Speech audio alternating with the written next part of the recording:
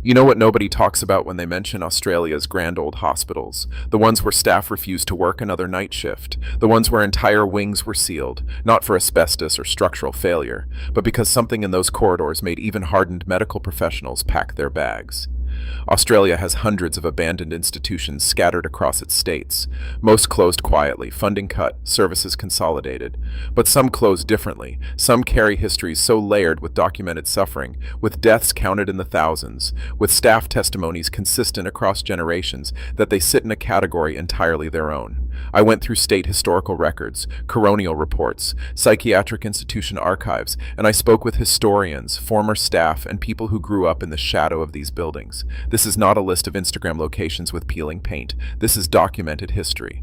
Wait until you hear number one. What happened there changed Australian mental health law permanently, and the building is gone, but the families are not. 12 hospitals, ranked from unsettling to genuinely disturbing. Starting now, at number 12, Airedale Lunatic Asylum in Ararat, Victoria. Population of Ararat, approximately 8,000. Distance from Melbourne, 200 kilometers, or roughly 2 hours. Here is what makes Airedale genuinely significant. When it opened in 1867, it was the largest lunatic asylum in the British Empire. At its peak, over 1,000 patients lived behind these walls. The complex had its own farm, its own bakery, its own cemetery. That cemetery contains 13,000 unmarked graves. You hear wind across the basalt plains, crows in the English elms along the entrance drive, your own footsteps on bluestone flagging worn smooth by 150 years of shuffling patience. Not much else. I spoke with a retired nurse in her late 60s who knew former Airedale staff. She told me the stories passed down among local nursing families were consistent. Certain wards had cold spots that moved. Certain corridors produced sounds staff couldn't explain, and people who laughed at the idea in their first year stopped laughing by their third. The trade-off is that Airedale now runs commercial ghost tours, which packages the experience for consumption. But 13,000 unmarked graves are not a narrative, they are a documented fact. A Victorian institution that swallowed 13,000 human beings and recorded almost none of their names. At number 11, Kenmore Hospital in Goulburn, New South Wales. Population of Goulburn, approximately 23,000. Distance from Sydney, 200 kilometres, about 2 hours south. Here is what most coverage misses about Kenmore. It operated for 110 years, from 1886 to 1996. 110 years of institutional psychiatry, which means it operated through every era of treatment history has since judged harshly. Prolonged hydrotherapy, insulin coma therapy, deep sleep treatment, lobotomy. The grounds cover 700 acres. You hear wind off the southern tablelands even in summer, a genuinely cold wind. The Victorian brick corridors have the institutional perspective where the view to the far end seems to stretch further than the building's actual dimensions allow. Visitors consistently report that sensation. I spoke with a local historian in his early 60s who has documented Kenmore's history for 15 years. He told me that staff interviews from the 1970s describe phenomena reported so consistently that supervisors stopped writing them up. It was happening too frequently to document individually. Lights in sealed wings, sounds from locked rooms. The trade-off is that the grounds have been partially repurposed. But 110 years of documented human suffering is not something a repurposing resolves, preserved in brick and institutional silence. At number 10, Goodna Mental Hospital in Wacol, Queensland. Population of surrounding area, approximately 15,000. Distance from Brisbane, 25 kilometers, about 30 minutes west. The proximity to Brisbane is part of what makes Goodna genuinely unsettling. Built 25 kilometers from the state capital in 1888, it operated until 2001, 113 years. At peak in the 1960s, over 1,200 patients lived on the grounds. A coronial inquiry in the 1990s found that conditions had caused unnecessary suffering across multiple generations. You hear the motorway nearby, which creates an odd acoustic dissonance, the modern world rushing past while these buildings stand in suspended time. No natural light reaches some internal wards even at midday. I spoke with a woman in her mid-50s whose grandmother was a patient at Goodna in the 1950s. In 40 years, her grandmother never described what happened inside those buildings, not a single word. Whatever she experienced, she chose silence over description. The trade-off is that proximity to Brisbane means redevelopment pressure is constant and access is now restricted. But the community memory among Queensland families with relatives who passed through these wards cannot be demolished. A 113-year institution that kept its secrets. At number 9, Beechworth Lunatic Asylum in Beechworth, Victoria. Population of Beechworth, approximately 4,000. Distance from Melbourne, 270 70 kilometers, about 3 hours northeast. Here is what makes Beechworth genuinely confronting. It's one of Victoria's most beautiful heritage towns. The grounds are genuinely lovely in daylight, with English gardens and bluestone buildings that look almost like a university campus. The horror requires context. Over 128 years, 9,000 documented deaths occurred within this institution. 9,000. Many patients were buried in graves marked only with numbers, and significant numbers of those grave locations are now lost entirely. Treatments included ice baths, prolonged isolation, physical restraints, and electroshock. You hear kookaburras in the heritage oaks, a genuinely jarring sound against what the grounds contain. I spoke with a ghost tour operator who has run tours here for over 12 years. She told me the cemetery produces the most consistent reports. Cold movement, photographs with anomalies that independent witnesses cannot account for. After 12 years, she has stopped trying to explain it and started simply documenting it. The trade-off is that the complex has been partially converted to residential apartments. People live in former asylum wards. 9,000 deaths, remembered only as numbers in a ledger few people have read. At number 8, Callan Park Hospital in Rozelle, New South Wales. Population of Rozelle, approximately 14,000. Distance from Sydney CBD, 6 kilometers, about 15 minutes. 6 kilometers. Callan Park sits on Sydney Harbour foreshore, some of the most valuable real estate in Australia, and that tension between location and history is what makes it genuinely strange. The hospital opened in 1878. The grounds cover 28 hectares of harbourfront land. At peak, over 900 patients lived here. The mix of harbour views and institutional architecture creates a visual dissonance visitors consistently struggle to process. You hear ferry horns on the harbour, the normal sounds of a Sydney weekday. You hear, inside the older ward buildings, absolute silence, the kind that feels pressurized. No harbour sounds penetrate the interior. I spoke with a heritage architect in her early 60s who worked on conservation plans for the site. During surveys, 2 of her team members independently refused to continue work in a specific wing on separate occasions weeks apart, neither knowing the other had also stopped. Both described an identical sensation, a feeling of resistance, of being genuinely unwelcome, that they could not rationalize. The trade-off is political and ongoing. Development pressure on this harbourfront land is relentless. The fight over Callan Park's future is a proxy battle about whether Sydney values its difficult history or only its property prices. An institution on harbourfront land that the city cannot decide whether to honour or demolish. At number 7, Mont Park Mental Hospital in Macleod, Victoria. Population of Macleod, approximately 8,000. Distance from Melbourne CBD, 17 kilometres, about 25 minutes. Here's what you need to understand about Mont Park. It opened in 1912 specifically because Kew Asylum had become so overcrowded the government had to build a second institution for the overflow. By the 1960s, Mont Park itself held over 2,000 patients across 275 hectares, effectively a small city built for people the larger city had decided to remove from sight. Treatment records from the 1940s document deep sleep therapy, later found to have caused permanent neurological damage and in some cases death. You hear magpies in the remnant eucalypts and the suburban sounds of Macleod pressing right up to the fence line. Ordinary houses 30 meters from 2,000 involuntary patients. I spoke with a man in his late 60s who grew up in Macleod. He told me children were told firmly not to go near the fence, not because of danger, but because the people inside had enough difficulty without children staring. That instruction, he said, came from his father, who had it from his father. 3 generations of a neighborhood taught to look away. The trade-off is that former patients' families have advocated for a memorial on the site. No formal memorial exists. A city that built an institution to hide people, then quietly forgot what it had hidden. At number 6, Kew Lunatic Asylum in Kew, Victoria. Population of Kew, approximately 18,000. Distance from Melbourne CBD, 9 kilometers, about 20 minutes. Here is what makes Kew genuinely extraordinary in the darkest sense. This institution was designed by architect Joseph Reed, the same man who designed Melbourne Town Hall and the State Library. The same architectural vocabulary of bluestone and red brick and Italianate towers. The aesthetic ambition is evident. The human cost is equally documented. At peak, over 2,700 patients lived here across 116 years of operation, ending in 1988. Records across those years include documented physical abuse, deaths attributed to neglect, and treatment practices that multiple inquiries found were conducted without meaningful oversight. You hear trams on High Street, the ordinary sounds of inner Melbourne. You hear, in the surviving heritage precinct, something harder to name, a quality of silence that doesn't feel like the absence of sound. I spoke with a heritage historian in his mid-60s who has spent 15 years researching Q's records. He told me staff testimony from the institution's final decades consistently describes cold movement through locked wards, sounds from empty rooms, and the feeling of being watched in corridors, reported independently by multiple night staff and never formally investigated. He is not a person who believes in ghosts. He believes in patterns of testimony. The pattern at Q is consistent enough that he cannot dismiss it. The trade-off is that the heritage precinct is now residential apartments called, with a certain irony, the Q Asylum Apartments. The developer marketed the heritage features heavily. The marketing materials do not dwell on 2,700 involuntary patients, a building so grand it looked like a civic institution. What happened inside it was not civic at all. At number 5, Woolston Park Receiving House in Wachall, Queensland.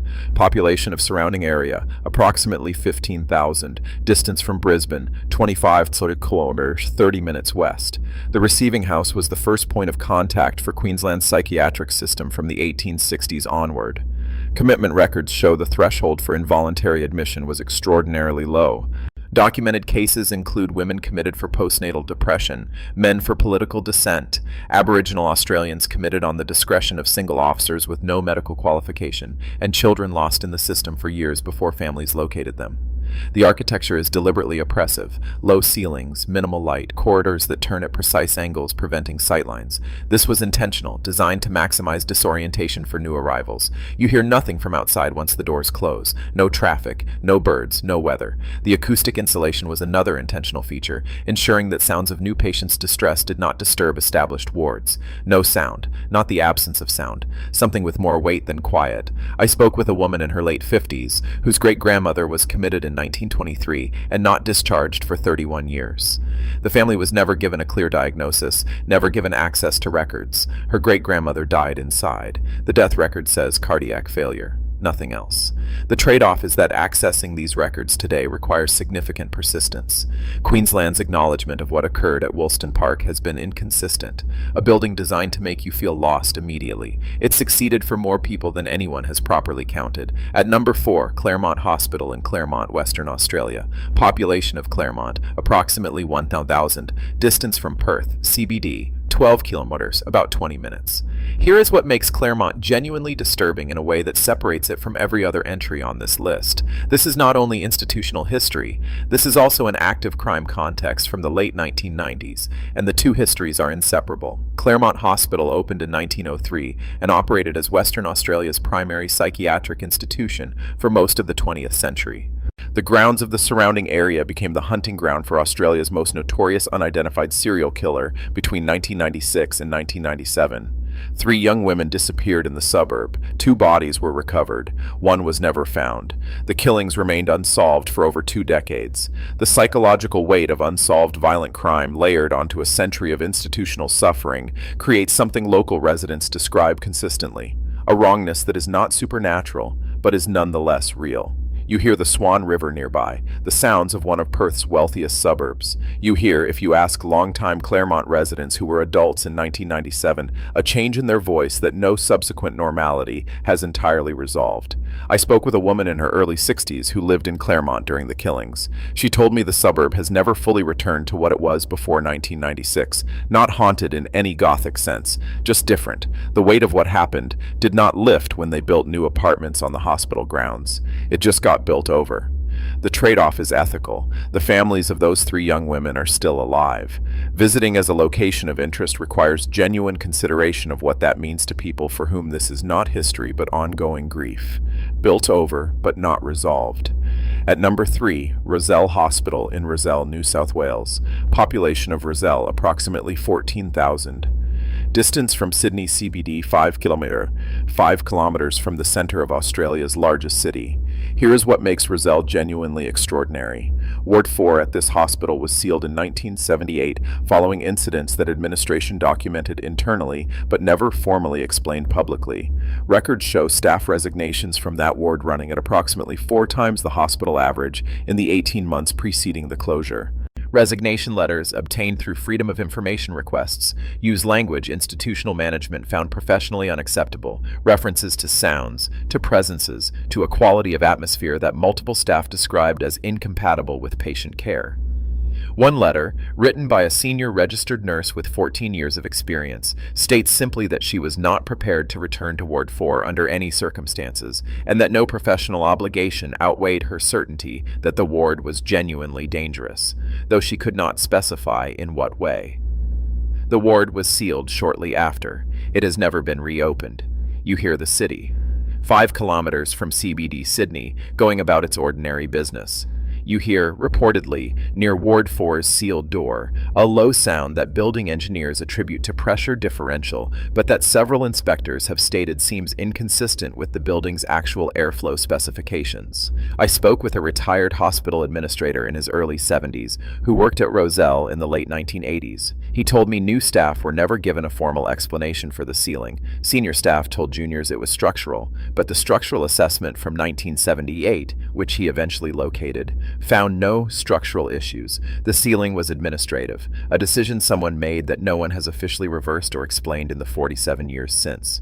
The trade-off is that redevelopment proposals for the Callan Park precinct have thus far addressed Ward 4 by simply not addressing it. A sealed room, sealed for nearly 5 decades, for reasons that remain in every official document you can access entirely unspecified.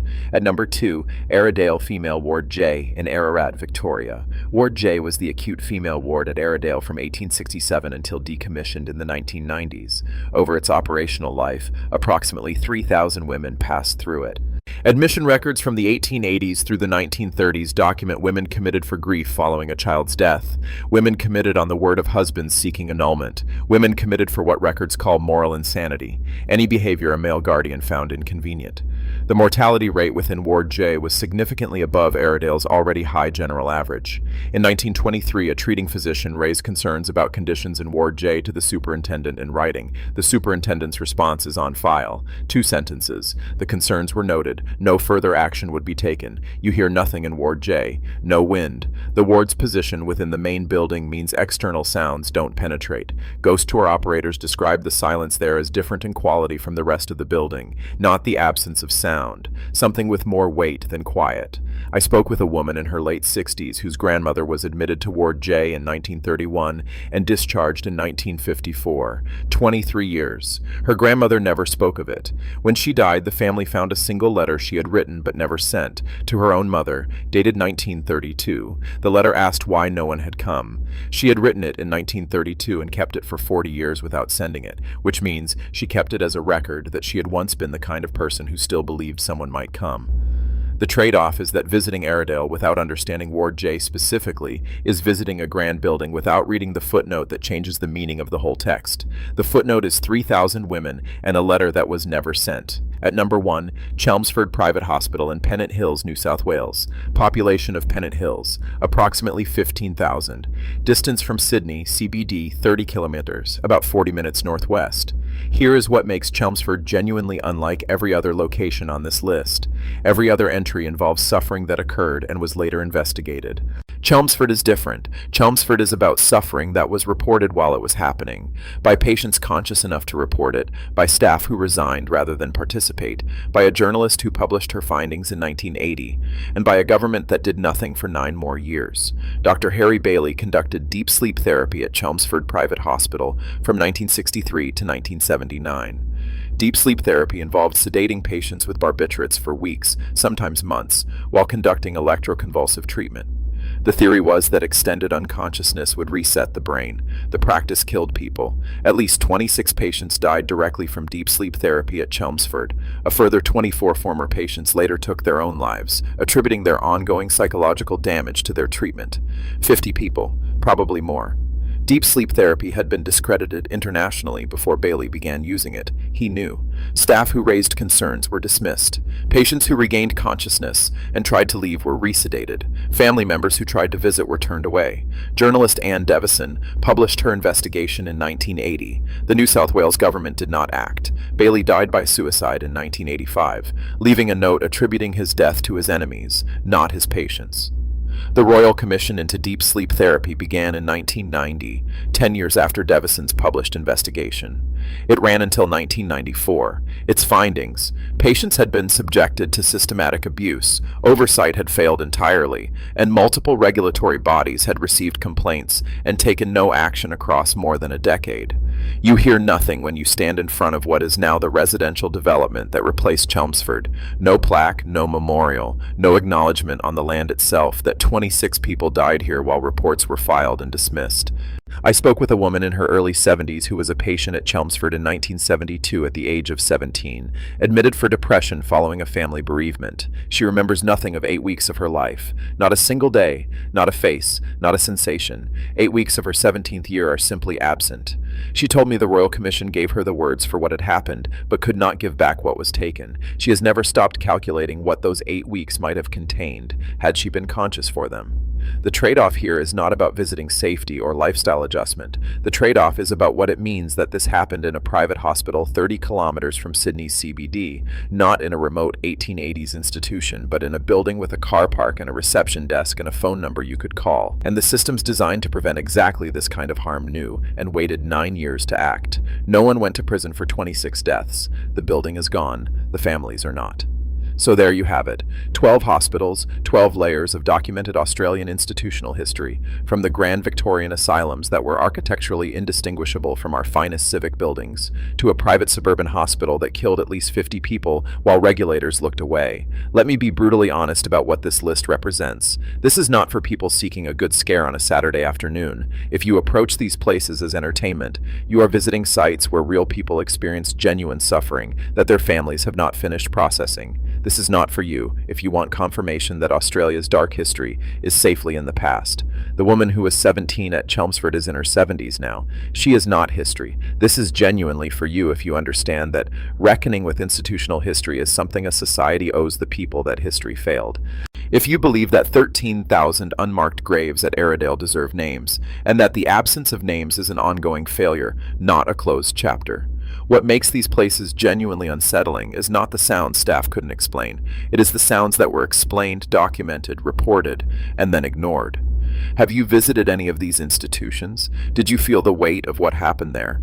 Comment, particularly if a family member passed through any of these wards. Those stories matter, and they should be heard. Subscribe for Australian history content that does not smooth over the parts that are difficult to look at directly. Like the video so the algorithm shows this to people genuinely trying to understand what these buildings held, not just what they looked like. See you in the next one.